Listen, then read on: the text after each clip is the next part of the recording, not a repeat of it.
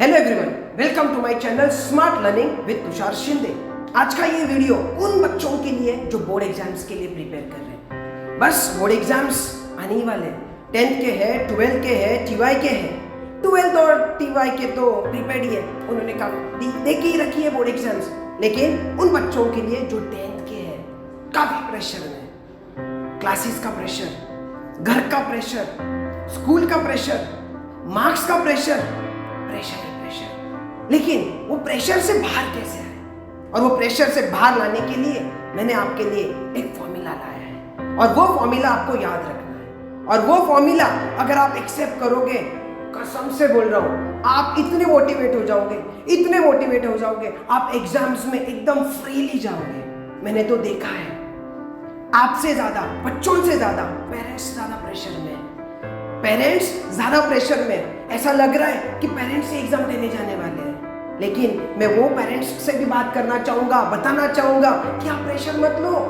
वो प्रेशर दूर करने के लिए मैंने एक फॉर्मूला लाया है, और वो फॉर्मूला सब लोगों के लिए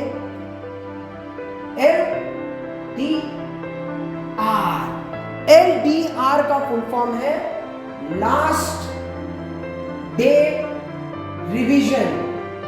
अभी आप ये बोलोगे ये लास्ट डे रिवीजन क्या है? लास्ट डे रिवीजन पढ़ाई तो सब लोग ने की है, साल भर की है पढ़ाई। मैं ये नहीं बोल रहा कि पढ़ाई किसने की नहीं होगी, यस पढ़ाई की होगी, साल भर पढ़ाई की है। लेकिन लास्ट डे रिवीजन का मतलब सिर्फ पढ़ाई से रिलेटेड नहीं है। मैं तो ये बोलूं, माइंड को पूरा शांत रखना है। मान लो कि कल एग्जाम्स है, मेरे 10th स्टैंडर्ड के बच्चों, फर्स्ट टाइम आप दे रहे हो, फर्स्ट पेपर, फर्स्ट एग्जाम देने का प्रेशर हमने भी झेला है, ये आप पे भी आई है।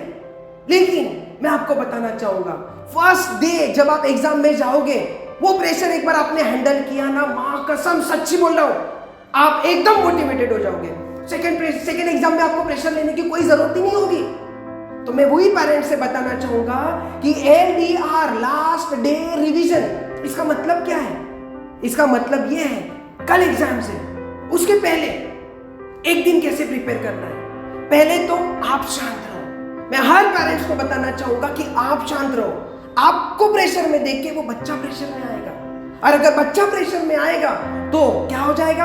एंड मोमेंट पे एग्जाम हॉल में जाएगा और टोटली ब्लैंक हो जाएगा।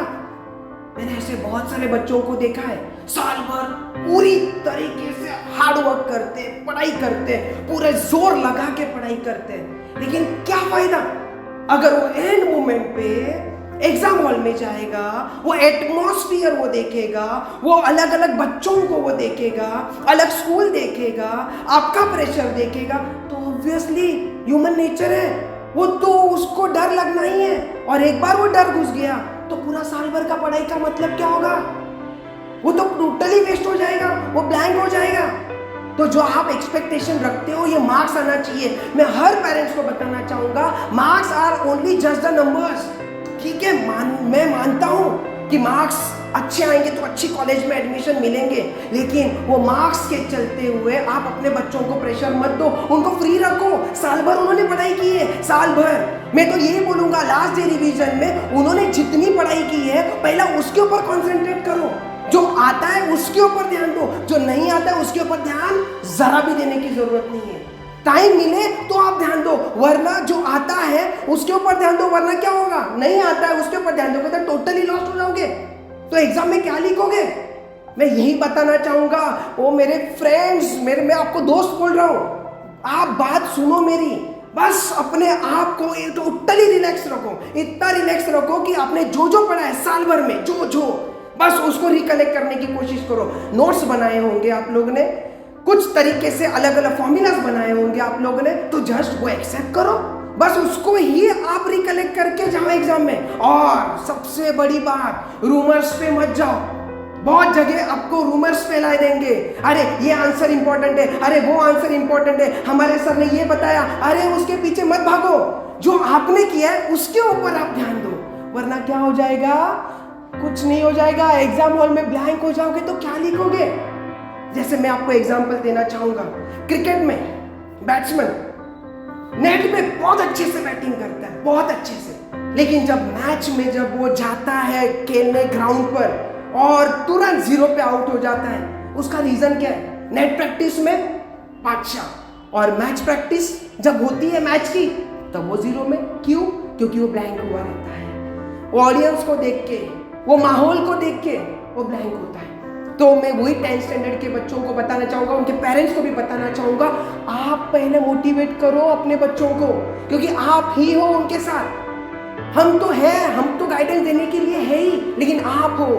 पहले तो कल एग्जाम है, उसके पहले उनको प्यार से बोलो, बच्चा जितना किया है नो प्रॉब्लम बेटा, तू उतना कर, ज्यादा प्रेशर मत ले, उसको रिलैक्स होने दो। और एक सबसे बड़ी बात, बहुत सारे बच्चों को आदत है लेट नाइट पढ़ाई करने की। मत करना लेट नाइट। रात को जागोगे तो सुबह कैसे उठोगे? रात को जागोगे तो सुबह कैसे उठोगे? तो लिखोगे कैसे? जल्दी सो जाओ, अर्ली इन द मॉर्निंग जल्दी उठो, नहाओ, वापिस पढ़ाई के लिए बैठ जाओ।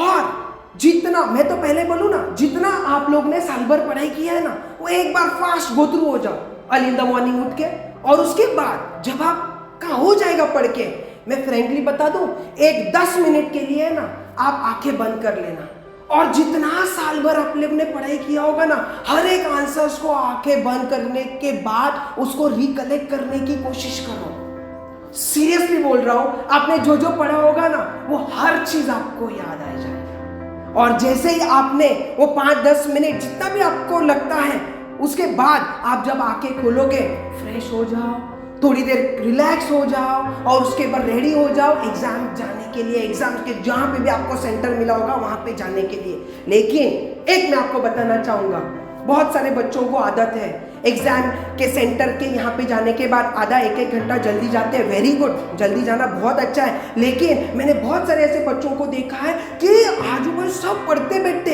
एकदम पढ़ते बैठते, अरे तूने ये किया क्या, तूने वो किया क्या, वो प्रेशर में आ जाते हैं। वो चीज में मत जाओ, अरे तूने ये किया नहीं किया, अरे मैंने तो किया, तूने क्यों नहीं किया, ये रीजन होता है। वो चीज में मत जाओ। वो रीजन में अगर जाओगे तो आप डेफिनेटली टोटली आपको ब्लैंक होने का चांसेस है, पहला है। तो मैं आपको रिक्वेस्ट करता हूँ, एग्जाम हॉल में जाने से पहले भी, जब पेपर आने से पहले भी, आप अपनी आंखें 5 मिनट के लिए बंद करो और रिकलेक्ट करो आप लोग ने साल भर में क्या किया है।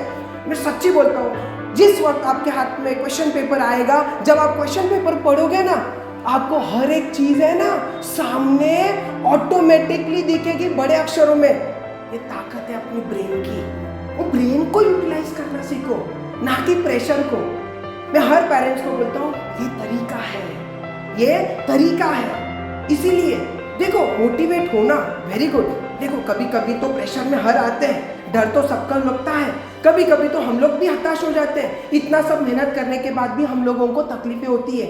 मैं भी बचपन में, मुझे भी डर लगा था, मैं भी प्रॉब्लम में आया था, लेकिन मुझे एक कविता बहुत अच्छी लगती है, जो वो कविता से मुझे है ना बहुत इंस्पिरेशन मिला है। और जब भी कुछ मैं हताश हो जाता हूँ, मुझे अगर कॉन्फिडेंस चाहिए रहता है, तो वो मैं कविता है ना वो पढ़ता हूँ, और वही कविता मैं आपको पढ़ के सुनाना चाहता हूँ। तो वो कविता है, आप लोग ने सुनी भी होगी। नन्ही चींटी जब दाना लेकर चलती है, चढ़ती दीवारों पर 100 बार फिसलती है। मन का विश्वास रगों में सांस भरता है, चढ़कर गिरना, गिरकर चढ़ना ना करता है। आखिर उसकी मेहनत बेकार नहीं होती, कोशिश करने वालों की हार नहीं होती। डुबकियां सिंधु में गोताखोर लगाता है, जा जाकर खाली हाथ लौट कर आता है। मिलते नहीं सहज ही मोती गहरे पानी में, बढ़ता दुगना उत्साह इसी हैरानी में।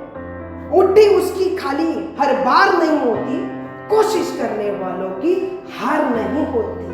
असफलता एक चुनौती है, स्वीकार करो। क्या कमी रह गई, देखो और सुधार करो। जब तक सफल ना हो, नींद चैन को त्यागो तुम, संघर्ष का मैदान छोड़ मत भागो तुम। कुछ किए बिना ही जय जयकार नहीं होती, कोशिश करने वालों की हार नहीं होती, कोशिश करने वालों की हार नहीं होती। ये कविता है। ये कविता अगर आप सीरियसली बोलोगे ना, देखो मुझे भी मोटिवेट होता है, मेरे में भी गूज़बम्स आते हैं, और वो आएंगे। बस यही चीज आप फॉलो करो, लास्ट डे रिवीजन। बस शांत रहो, अपने आप को एकदम ही शांत रिलैक्स रखो। मैं पेरेंट्स से भी रिक्वेस्ट करना चाहता हूँ, आप ही हो उनके साथ। आप प्रेशर लोगे तो उसको प्रेशर आएगा बच्चे को, तो आप ही प्रेशर मत लेना। बच्चे को प्रेशर नहीं आएगा।